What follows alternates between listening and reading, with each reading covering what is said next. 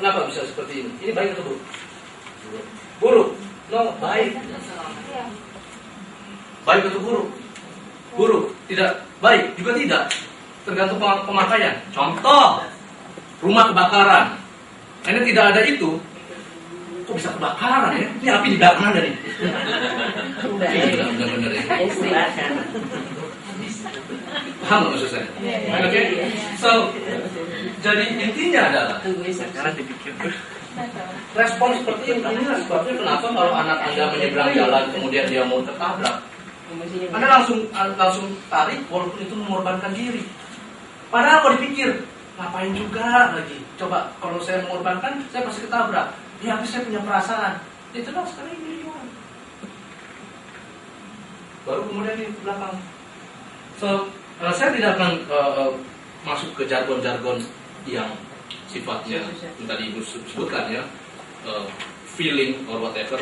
Kenapa? Karena saya ingin membatasi pembahasannya itu se scientific mungkin lah. Artinya karena Bapak dan Ibu kan bergerak di bidang pendidikan. So, itu yang terjadi. Ini gambarnya kurang lebih. Ya, Ibu ya. So, dari talamus masuklah dia kemudian ke amigdala.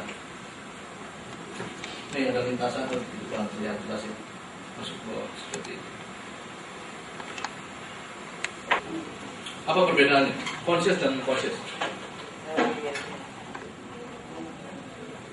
Yang pertama lihat dari volumenya. Yang satu volumenya apa? Besar atau kecil? Kecil. Yang satu besar. Itu sebabnya kalau dipikir yang namanya konsentrasi itu seperti ini, salah besar. Konsentrasi itu tidak seperti itu. Justru konsentrasi itu bekerja secara santai. Semakin Anda keras, semakin Anda salah. Ini kalau Bapak dan Ibu lihat, ini konsepnya seperti saling melengkapi. Oke, yang satu kecil, yang satu besar. Ini tidak terlihat nih. Sayang sekali. Ini penting sekali padahal. Yang satu spesifik, yang satu ambigu. Mau tahu contohnya? Inilah penyebabnya kenapa Anda mengajarkan matematika, kasih contoh, dia kerjakan soalnya dirubah sedikit, bingung. Kenapa? Karena dia spesifik.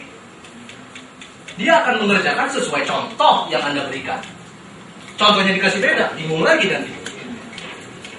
Kenapa? Itu sebabnya kenapa dia harus dibuat serileks mungkin, santai saja.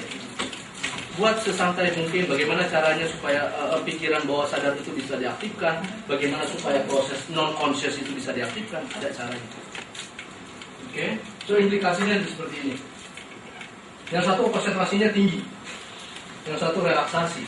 Akibatnya, kalau saya ingin Anda mendengarkan saya itu sesantai mungkin.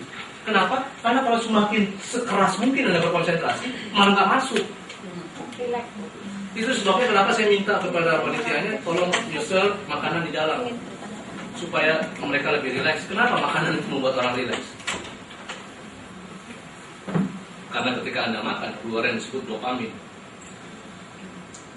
Kenapa dopamin itu membuat rileks? Karena dopamin bertanggung jawab berkenaan dengan kesenangan. Kenapa ekstasi itu bisa terus-terusan jalan? Karena ekstasi dia mengcopy dopamin. Yes, boleh. Kalau gitu, sementara ini saya membiarkan murid-murid saya minum, makan pada saat pelajaran saya. Yeah. Saya ditegur oleh teman-teman saya. Dulu kok belajarnya begitu, nah emang kelas apa kantin, kayak gitu. Nah, saya membebaskan mereka, tapi yang penting kamu kerjakan ya, kamu kerja ya. Jadi akhirnya jadi dilema gitu. Gimana menurut Anda? Saya berikan Bu ya. Pertama, Bapak dan Ibu sini kan bukan anak-anak lagi. Dalam arti saya yakin nilai-nilai moralitas sudah ada dong. Ya kalau Bapak dan Ibu mengaplikasikan ini kepada siswa ya susah. Saya baru lagi, ini beliau spesifik lagi. Saya berikan contoh diaplikasikan juga di sekolah seperti itu. Ya beda dong. Ini kan usianya sudah 3, 4, 5 kali dari siswa. Masa mau disamakan perilakunya beda. Yes, Bu. Maksud saya ingin mereka santai gitu. Saya bukan berarti, saya pikir tidak menyalahi kalau mereka lapar kemudian saya ini sedikit ya. Oh ya, saya tidak akan masuk ke polisi sekolah seperti itu karena itu kan masing-masing sekolah pasti punya polisinya. Tapi intinya adalah please jangan spesifik. cara membuat orang santai bukan dengan makan saja. Iya. Banyak hal lain. Ini saya cuma memberikan contoh. Tadi kan modelnya kan tadi saya sajikan. Ini tadi modelnya ini. Nah, ini kan. Ini model, ini hanya model. Ini model ini hanya menjelaskan proporsinya. Nah sekarang bentukannya kurang lebih seperti apa? Ya, seperti ini. Nah ini dia. Conscious mind. Oke, so conscious mind itu short term memory, memori jangka pendek. Ada sedikit subconscious, permanen memory. Makanya saya tidak mengada-ngada kalau saya katakan nanti silakan tes. Coba saja tes sekarang. Sebutkan satu nomor saja untuk menguji apa masih ada atau tidak. Coba dites. Apa yang terjadi sama dia? Kenapa bisa seperti itu? Permanen memory. Nah, permanen memory aplikasinya dalam keseharian. Kalau Anda sudah tidak sekolah atau kemudian tidak ada gunanya permanen memory. Salah. Permanen memory itu ada kaitannya dengan habit. Dan karena ini layernya di dalam, implikasinya mau tahu, mau menanamkan kebiasaan sulit sekali. Ya, saya akan olahraga setiap hari Minggu. Minggu pertama oke, minggu kedua oke, minggu ketiga aduh, kayaknya capek juga. Minggu keempat enggak deh. Minggu kelima balik lagi. Up and down kan seperti itu. Nah ini ide saya secara pribadi saja seperti itu. Mestinya sekolah juga memiliki pengukuran yang disebut konsistensi. Jadi apa yang disebut sebagai habit. Lebih dalam lagi, pernah nggak ibu bapak mendengar miracle? Orang kena cancer lalu kemudian tiba-tiba sembuh. Orang kena apa, tiba-tiba sembuh. Tingkatannya lebih dalam lagi. Imun sistem. Oke. Soalnya ada kaitannya dengan pembelajaran tersebut seperti itu. Nah ini dia. Tapi saya katakan kanan dan kiri itu adalah proses ya. Jadi proses yang dilakukan. Oke, detailnya saya ceritakan. Tahun 1970-an, 1970-an, ada seorang yang baru lulus kuliah namanya Michael Gazzinaga. Coba nanti cek. Michael Gazzinaga. So, this Michael Gazzinaga ini, perang Vietnam itu kapan ya? Ya, pada tahun 1960-an berarti ya, perang Vietnam ya. Nah, ada salah satu veteran perang Vietnam, korpus kolosumnya sobek.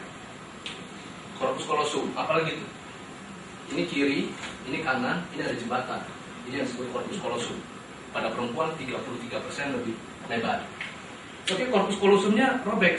Datanglah dia ingin diperiksa kan. Ketika dia ingin diperiksa, dia mengetahui, oh ini sudah tidak ada kesempatan. Kenapa? Karena berarti bisa dinyalakan yang ininya saja. Tanpa ini aktif, dan kemudian ini bisa dinyalakan tanpa ini aktif. Muncullah kesimpulan. Michael Gazzinaga dengan Roger Sperry. Roger Sperry itu pembimbingnya. Michael Gazzinaga itu studentnya. So dia membuat percobaan seperti itu dan kita tahu bentukannya seperti ini. Nah, this is just